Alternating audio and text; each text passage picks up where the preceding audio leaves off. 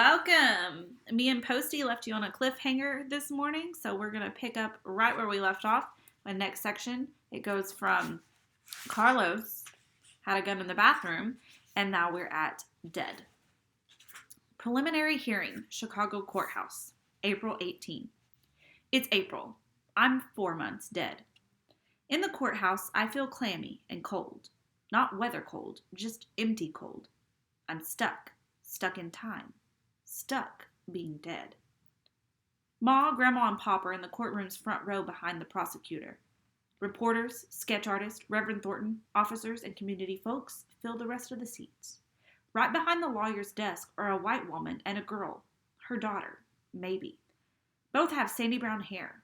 Both look sad. There's no jury, just empty seats. The judge isn't tall, about the same height as my ma. She wears black shoes. Her nails are painted pink. Preliminary hearings, she says, don't determine innocence or guilt. They determine whether there is enough evidence for a trial, whether Officer Moore should be charged with murder. Seems lame to me. I'm dead, aren't I? A policeman is sitting in the dock below the judge's chair. He has sandy brown hair too, glazed, blue eyes. A lawyer is saying something to him, but he's not listening, just looking at the woman and girl. His family, I think. Officer Moore, can you answer the question? Sir? The officer looks at the slim man. Were you in fear for your life? Yes, he had a gun. Were you surprised later when the gun turned out to be a toy? Yes, it looked real. He was threatening me. I shake my head. I never pointed a gun at the policeman. I walked closer to the officer. Why is he telling lies? The girl in the front row points at me, whispers to her mother. I look at the girl, her eyes wide with fear, like her dad was scared of me. Her mother shushes her, shoves her hand down. The prosecutor continues. How old was the assailant? I thought at least 25. He was a man, a dangerous man. So you were doing your job as trained? Yes. Were you upset to discover the man was a boy, a 12-year-old boy? Ma starts moaning, crying, soft yet sharp. I was surprised. He was big, hulking, scary. You felt threatened. The officer pauses. I'm staring right into his eyes. He looks through me. He's studying his wife and daughter. His daughter is studying me. I don't know why or how she sees me. He swallows, his tongue licking the bottom of his lip. I felt threatened. Pop stands, shouting. A grown man, 2 grown men, you, your partner, Officer Witter, armed, threatened by a boy? Ma wails. The woman judge pounds her gavel. Quiet! Quiet in the courtroom! Black lives matter! Someone hollers. Jerome mattered, shouts Grandma. He was a good boy. Order! Order! Yells the judge. Security guards move toward my parents. I collapse on the floor, feeling like I've been shot again. I'm furious. There's no order, only swirls of noise, wailing, shouts, commands. The court artist is sketching furiously. Reporters are pushing, shoving, shouting questions. Can there be justice, Officer Moore? Are you sorry? Mrs. Moore, can you tell us how you feel? Did your husband do right? I don't hear any answers.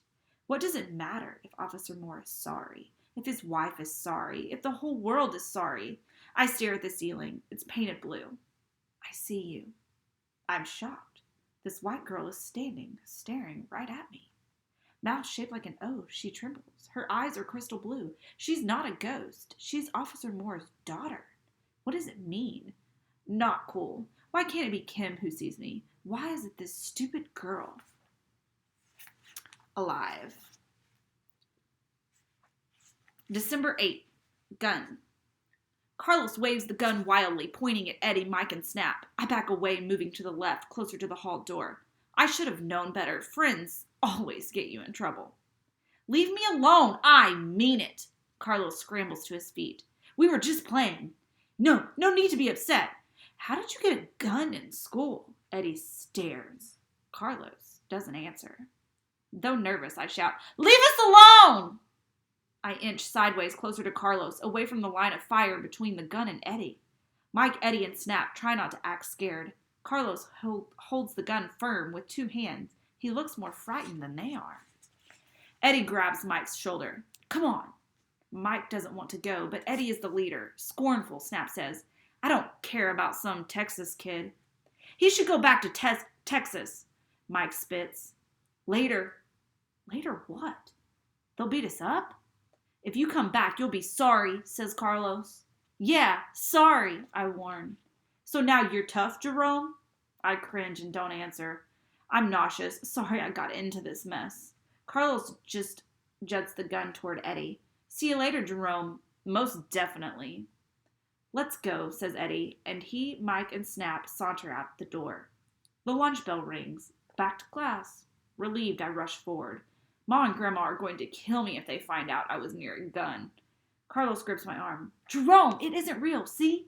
It isn't real. I stare, whistling. Plastic? That's how you got it through security? Carlos grins, nodding.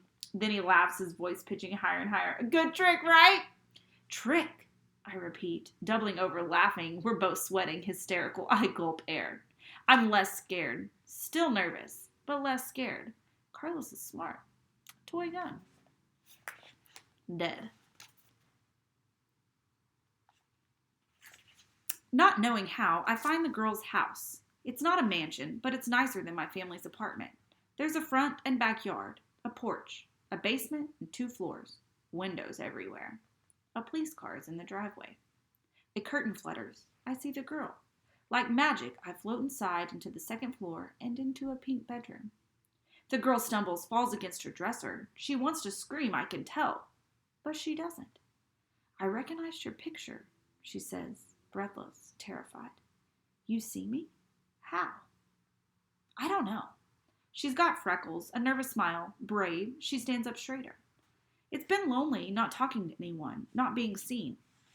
I'm lonely too, she says, flushing. Sounds dumb, but I'm lonely. Ever since my dad shot you, he and my mother fight. They're sad all the time. They should be. Sad. He was scared. I was playing. I was the good guy. I was too. Kim and me hardly ever played outside. Gangs, drive-bys, my parents always say. It was a special afternoon, me outside, rather than stuck in the dark apartment. I told Grandma I'd made a friend. It was a fine day. I'm sorry, the girl whispers. Her sorry makes me angry. If she wasn't a girl, I'd think about hitting her. Dead. I can't hit anyone. And that makes me even angrier. Her bedroom is 3 times the size of mine, decorated with a bookshelf, framed pictures, a pink striped comforter, a TV, and a computer. I bet she doesn't even hear gunshots in her neighborhood. My dad was just doing his job. He said that? She presses her lips tight. He shot me. My dad protects and serves. That's what policemen do. He didn't protect me. Everybody in my neighborhood knows cops do whatever they want. That's not true. He upholds the law. I grunt. Upset, the girl rocks back on her heels. I don't care. Her bedroom is like cotton candy, sickly sweet. Ballerinas on the lampshade glow. 2 tiny stuffed pigs rest on the pillows. Nothing bad is supposed to happen to whoever sleeps in this room. Jerome? I don't answer. Can I help? I almost scream, can you make me alive again? But I don't. This girl is crying. I'm surprised a stranger is crying for me. I can't change things. You're all over the news. I don't want to be in the news. So what are they saying? Depends. Before I can say on what, the door opens. Sarah, time for bed. Yes, Dad. Officer Moore is skinny with big hands and reddened eyes. He hugs his daughter tight. I think she might break, but Sarah doesn't pull away. Want to go skating tomorrow? Sure, Dad. He kisses her forehead, and I'm jealous. Who's ever going to kiss me? Dad, is it true he was 12? Officer Moore holds Sarah at arm's length. It's a rough neighborhood. Same age as me. You don't know him. You didn't see him. Sarah looks at me. She does see me. We're the same height, probably in the same grade, 7th. She points, stops, stutters. He was my height. Her father blinks, like he doesn't recognize her, like he can't believe she's contradicting him. She plunges on. You said he was big, scary. I was there, not you, he fires back. Sarah lowers her eyes, clasps her hands, trembling. Her father leaves, slamming the door. He doesn't hear. Did you make a mistake? No, he didn't, I answer. It must have been a mistake. He did it on purpose. No, it was a mistake. Later, I say. I'm disgusted. Don't leave. Why should I stay? Well, we could be friends. That's the stupidest thing. I've never had a friend like Sarah, a white girl. I laugh. It's so stupid. Die and a white girl can be your friend. I'm not trying to be funny. Stay. She's pleading. I feel sorry for her. My school doesn't have any Sarahs. Definitely not ones who like pigs and pink. Gotta go, I say. Where? This catches me. I don't know. I don't even know how I go, how I move. I just dissolve, fade away, then appear again. Can I control that? Beside Sarah, I feel like I'm being watched. Uneasy, I turn, try to lift the window curtain. Ghost Boy is looking up at me. As streetlight's glow filters through him. He's watching, waiting for something. From me, Sarah. Next to me, Sarah sniffs, whimpers. What does it feel like, being dead? Aren't you supposed to go somewhere? Now I feel like crying. I'm sick, homesick, but my family, even Kim, can't see me. I hate watching them eat cereal, fake smiling, and pretending the day is ordinary. I hate seeing where I used to sit empty. Who knew death was so complicated? Who knew the end wasn't the end? I hate school. Sarah sits on her fluffy bed. What? You being bullied? I understand bullying. Being shoved into lockers, humiliated. Some people are angry at my dad. They shout at me like I'm a bad person. But some people, she looks down at her hands. Some people think my dad's a hero, that he was doing his job, that he's brave and I should be proud of him, that I'm special, lucky to be his daughter. I'm embarrassed. I shudder. I don't believe it. Your family's got everything, a nice life, people celebrating you. It's not fair.